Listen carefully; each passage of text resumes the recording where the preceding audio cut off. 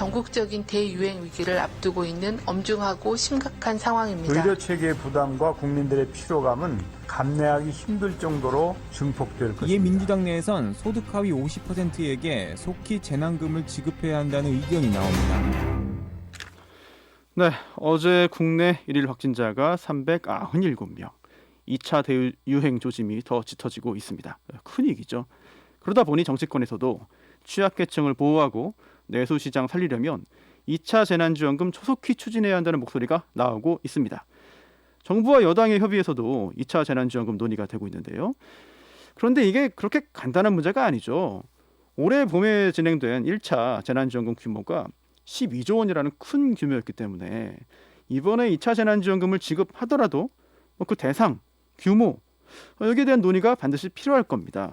이미 여러 의견이 야당뿐 아니라 여당 내에서도 나오고 있어요. 민주당 입장 어떤지 서른 최고위원에게 물어보겠습니다. 오늘은 전화로 연결하겠는데요.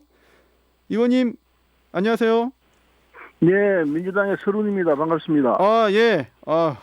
요즘 좀 일이 워낙 많으실 것 같습니다, 최고위원님. 네, 네, 그렇습니다. 지금 전당대회 앞두고 있어서 바쁩니다. 네, 바로 시작하겠습니다. 의원님은 2차 재난지원금 적극 추진해야 된다는 입장이죠? 네, 그렇습니다. 그렇게 할 거라고 생각하는데 네. 언제 할 거냐는 문제가 있죠. 네. 그런데 이게 재정 부담으로 이어질 수밖에 없다는 지적은 계속 나오고 있어요. 그런데도 2차 재난지원금 추진해야 하는 이유 우선 간단히 좀 소개해 주세요. 우선 이 생계위기에 내몰리고 있는 어려운 분들, 네. 이 저학력, 저소득, 여성, 청년 이런 취약계층이 있는데 이분들 이제 보호를 안 하면은 큰일 나죠. 취약계층 보호가 첫째이고, 네. 그리고 이제 이렇게 결국은 이제 내수가 위축되는데 내수가 위축되는 걸 선제적으로 방어를 할 필요가 있죠. 우리 1차 재정지원에서 긴급 재정지원에서 네. 재난지원금을 했더니 우리 경제 굉장히 좋아졌지 않습니까? 그 사례도 있고 하기 때문에 네네. 일단 때가 언제냐 하는 문제는 다시 논의를 해야 되겠습니다만 결국은 2차 재난지원금을 해야 될 거라 이렇게 보고 있죠. 지금 취약계층 보호와 함께 내수 회복도 말씀하셨는데 그러면서 지난번 1차 재난지원금 지급으로 인해서 경제가 좋아졌다는 말씀하셨어요. 네, 혹시 이게 객관적인 수치나 어떤 분석이 나온 건가요, 벌써? 그렇죠. OECD가 우리 경제 전망치를 마이너스 0.8%로 좀 상향을 했거든요. 네. 그거는 이 37개국 중에서 성장률을 따지면 1위입니다. 네네. 물론 이제 마이너스 성장이지만은 그래도 세계 주요국들이 마이너스 10% 성장을 했거든요. 상당한 선방이라고 볼 수 있죠. 예. 네, 우리는 마이너스 0.8이라고 이렇게 보고 있기 때문에 성장률 1위죠. 그래서 이게 대단히 선방한 거로 판단할 수밖에 없죠. 물론 역성장이긴 하지만 마이너스 성장이긴 하지만은 그래도 다른 나라는 마이너스 10%까지 갔었으니까요. 그래서 그게 결국은 재난지원금을 지급함으로 인해 가지고 경제를 붙들어 맸다, 떨어지는 걸 막았다 이렇게 판단할 수밖에 없죠. 그렇군요. 네. 그런데 이게 지금 이 2차 재난지원금 좀 말씀하신 대로 취약계층 보호 목적도 있지만 결국 소비 진작 효과도 있잖아요. 그런 기대도 있는 건데 그런데 이 소비라는 게 결국 외식이나 또 문화생활이나 기타 외부 활동 이 바깥에서 하는 활동이 많단 말입니다. 결국 그렇게 되다 보면 방역에는 오히려 방해가 되는 측면이 있다. 이거를 민주당 소속의 김경수 경남지사도 우려하고 있거든요. 그래서 방역이 더 우선 아니냐 이런 입장 밝히기도 했는데 여기에 대해서는 어떻게 보십니까? 네, 그 방역을 먼저 해야 되는 건 틀림없는 이야기입니다. 그러나 결국은 제가 말씀드린 대로 경제가 나빠질 것이기 때문에 특히 취약계층이 어려운 상황에 빠지기 전에 선제적으로 경제도 방역도 선제적으로 해야 되지만 경제도 선제적으로 문제를 정리해내는 것이 오히려 나중에 결과를 보면 좋다는 게 우리 경험이지 않습니까? 그렇죠.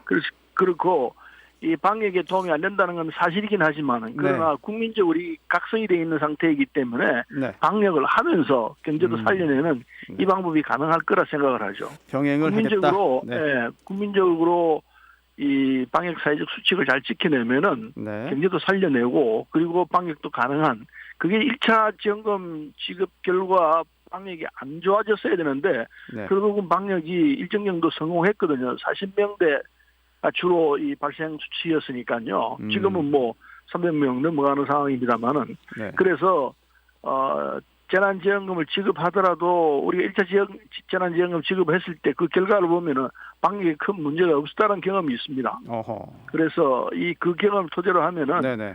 사회적 거리두기든 개인 수칙을 잘 지키면은 네. 방역도 성공하고 그리고 경제도 살려내고 두 마리 토끼를 잡을 수 있는 그런 경험이 있었죠. 네. 일단 뭐 자신 있다 그런 말씀이신데 네. 일단 2차 재난지원금 지급을 추진한다면 이제 구체적 내용을 정해야 하잖아요. 지금 논의하고 있는 것 같은데 그 중에서도 우선 시기도 궁금해요. 이게 뭐 빠르면 빠를수록 좋은 건지 또는 뭐 시기 결정에 있어서 곧 다가오는 그런 추석 명절도 뭐 고려 사항인지 좀 궁금합니다. 시기 문제는 지금 논의를 좀 해봐야 한다고 생각합니다. 예. 지급을 해야 되긴 하는데 네네. 아직은 지금 초기거든요. 네. 2차 방역, 2차 확산의 초기인 것 같은데 이 상황을 잘 극복을 하고 나면은 네. 규모를 어떻게 할 것인지 그리고 시기를 어디쯤 할 것인지 네. 하는 게 나올 것 같으니까 아마 피크가 이달 말쯤 될 거라고 보고서 이달 말이 지난 상황을 보고 2차 재난지원금 결정을 하는 논의가 돼야 될 거 아닌가 하는 생각을 합니다. 그렇다면은 아직까지 뭐 지급 여부에 대해서 뭐 확정을 할 수는 없다 이런 말씀이신가요?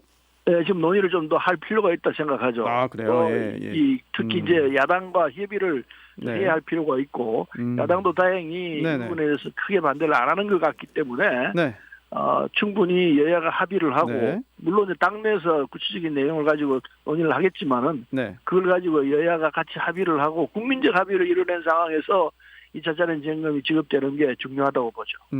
일단 또 내용 중에서도 첫 번째 시기 봤으니까 이제 범위와 규모도 좀 궁금합니다. 범위부터 보죠. 일단 5월에 지급된 재난지원금은 소득과 관계없이 전 국민 대상이었는데 이번에 만약에 2차 재난지원금을 지급한다면 그 지난번처럼 전 국민 대상으로 할 건지 아니면 취약계층 대상으로 할 건지 이게 좀 여러 의견 나오고 있는데 좀 흥미로운 게 있습니다. 바로 민주당 의원들 사이에서도 의견이 좀 갈린다는 부분인데 우선 진성준 의원이요. 이게 당 전략기획위원장이잖아요. 근데 이 진성준 의원도 소득 하위 50%에 지급하자. 이런 얘기해요. 재정 부담 줄이면 빠른 결정과 집행 가능하지 않겠느냐. 어떻게 보십니까? 이게 1차 재난금 지급을 할 때도 똑같은 논의가 있었습니다. 그렇죠. 뭐 소득 하위 70% 할 것이냐, 소득 하위 50%할 것이냐, 이걸 놓고 선별을 해야 된다, 뭐 이런 이야기도 있었는데, 결국은 전 국민을 상대로 했거든요. 맞습니다. 그게 왜냐면은, 이렇게 선별할 경우에 선별하는 데 들어가는 여러 가지 행정적 과정이 비용으로 들어가게 됩니다. 그게 있고 그다음 시간적인 문제도 있고 그리고 선별하는 과정에서 불합리한 내용들도 많이 나오게 됩니다. 불합리. 소득 기준을 이렇게 잡을 때 그게 현실적으로 적용하게 되면은 문제가 생기죠. 그래서 그런 것 등등을 결국은 그렇게 하나니 차라리 전 국민을 상대로 하는 것이 합리적이다. 그래서 합리적 결과를 선택한 게 지난번 1차 지원이었거든요. 그래서 2차 지원을 할 때는 어떻게 할 것이냐, 1차 똑같이 할 것이냐, 1차처럼 이렇게 논란이 있을 수 있다 생각합니다. 저는 개인적으로는 1차 때 우리 해봤던 경험이 있기 때문에 2차 똑같이 하는 게 나은 것 아닌가 이런 생각을 하는데 이건 좀 정밀하게 좀 들여다보면서 논의를 다시 해서 결정을 하는 것이 옳을 거라 생각을 합니다. 그럼 아직 이 부분에 대해서는 뭐 당론이 정해진 건 아니라고 보는 게 맞나요? 맞습니다. 당론이 정해지지도 않았고 아직은 조금 이런 감이 있죠. 일단 아까 말씀드린 대로 2차 확산의 정점이 아마 이달 말쯤 될 거라고 생각하고 있으니까 그 정점을 지난 뒤에 그리고 경제 사정을 보면서 결정을 해 나가는 것이 올바른 처방이 될 거라 생각합니다. 일단 뭐 야당도 한번 좀 살펴봐야 되는데 그 전에 먼저 좀 지급한다면 그 규모도 중요하잖아요. 지난번 5월에는 4인 가구 기준 100만 원 지급했습니다. 이번에 뭐 어떻게 생각하고 계십니까? 이번에도 비슷한 규모로 나가게 되지 않을까 생각하는데 그건 또 논의 과정에 조정이 필요하다 생각하는데요.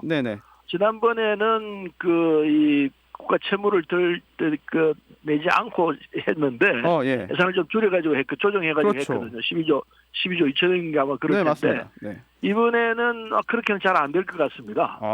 그래서 국가 채무를 국가가 빚을 내는 방식으로 할 수밖에 없는 거 아닌가 생각을 하는데 아직은 재정당국에서 이 네. 부분에 대해서 구체적인 방안이 안 나와 있는 걸 아는데 네. 빨리 논의를 할 수 있도록 준비를 해야 할 거라 생각합니다. 네, 안 그래도 지금 말씀하신 대로 지난번에는 이제 좀 이른바 세출 구조조정으로 일부 재원 조달해 주는데 사실 2차 재난지원금은 이제 국채 발행으로 연결되기 때문에 이 경제부처에서도 여러 가지 좀 부정적인 의견이 나올 것으로 보이거든요. 현재 그렇습니다. 그래서 네. 지난번에도 갈등을 빚었던 홍남기 부총리 현재 어떤 입장인지 좀 파악이 되나요?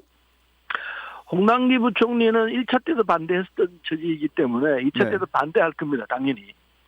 반대를 하지만 이미 그렇게 1차 판단하시는 거예요? 하죠.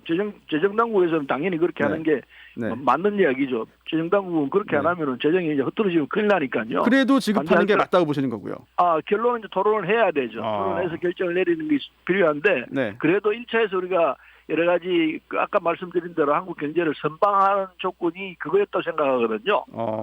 재정지원금을 이게 그 지급할 수 있었기 때문에 네. 우리 경제를 그나마 OECD 국가 중에서는 이 제일 잘 대처한 국가로 될 수 있었던 원인이 그게 있다고 네. 보기 때문에 네. 그 점에 대해서는 경제당국도 인정을 할 거라 생각합니다. 아하, 그런 네. 경험이 있어서 네. 이번에 2차 지원금, 이 재난지원금을 지급하는 부분에 있어서도 그렇게 인색하게 하지는 않으리라 생각하는데 그럼에도 네. 불구하고 네. 재정 상태는 우리가 갖고 있는 이 재정 건전성 지표는요. 네. 세계 다른 나라에 비하면 굉장히 양호하죠. 그렇죠. OECD 수치상. 국가들 네. 중에서 네. 이 GDP 대비 국가 채무가 한 40%대 수준이기 때문에 네. 이거는 OECD 국가 평균이 110%입니다. 근데 우리 40%밖에 안 되기 때문에 네. 여력이 아주 많이 있죠.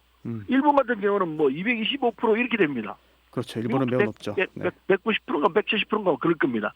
그래서 네. 이런 재정 상태를 볼 때는 아직은 국가 채무를 낼 수 있는 여력이 있기 때문에 네.